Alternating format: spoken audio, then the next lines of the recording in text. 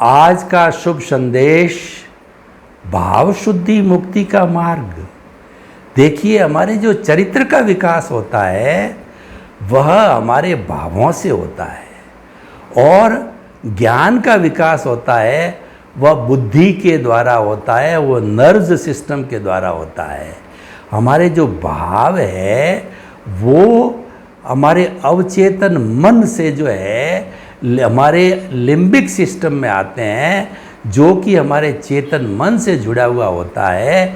Limbic system में hypothalamus होता है, एंडोक्राइन ग्लैंड होता है, ये पूरा सिस्टम होता है। तो वो भाव है जो कि वाइब्रेशंस के रूप में होते हैं हमारे अवचेतन मन के अंदर, और जो ही वो डक्टलेस एंडोक्राइन ग्लैंड्स के अंदर हाइपोथैलेमस और लिम्बिक सिस्टम के माध्यम से उसमें आता है तो लिक्विड बन जाता है और वो डक्टलेस होती है, यानी ब्लड जो है उससे जुड़ा हुआ रहता है और वो सारा भाव जो कि लिक्विड रूप में हुआ पूरे ब्लड में 60 खरब कोशिकाओं के अंदर वो संदेश चला जाता, वो भाव है वो लिम्बिक सिस्टम के द्वारा विचारों के रूप में बदल जाता है।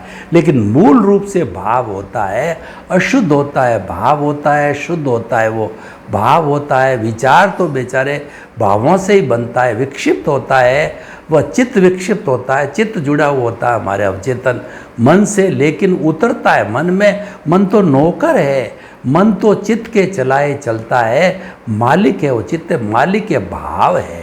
इसीलिए भाव शुद्धि मुक्ति का मार्ग है। मार्ग कैसे? देखिए कि जो आपके विचार आते हैं, ये मन वचन काया रूपी ये जो पुतला है पिछले जन्म के कर्म के भुगतान के मिला, पूरा भुगतान विचारों के द्वारा होता है, मन के द्वारा होते हैं। ये विचार चलते रहते हैं, आपका भोग चलता रहता है।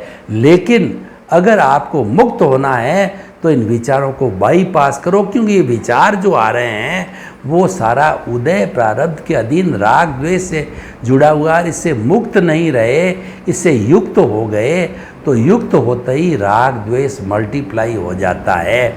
और मुक्त होने का मतलब है कि आपने जो चल रहा है उस पर नो कमेंट्स, उस पर कोई कॉज नहीं डाला, उस पर कोई प्रतिक्रिया नहीं की। आपने ज्ञाता दृष्टा रूप से जो चला वो देखते रहे, उसको जो हो गया है उसको बाईपास किया विचारों को, और मन वचन काया की जो क्रिया हुई है मात्र ज्ञाता दृष्टि से आपने देख लिया, ये मानते हुए कि ये तो मेरा भोग है, ये मुझे करना ही पड़ेगा, इसमें सुधार की मुझे कोई स्वतंत्रता नहीं है। तो इससे जो है आपका भुगतान हो जाएगा, और भाव नहीं डालने से वो भाव शुद्ध रहेंगे, और नहीं देने से कॉजल बॉडी नहीं बनेगी।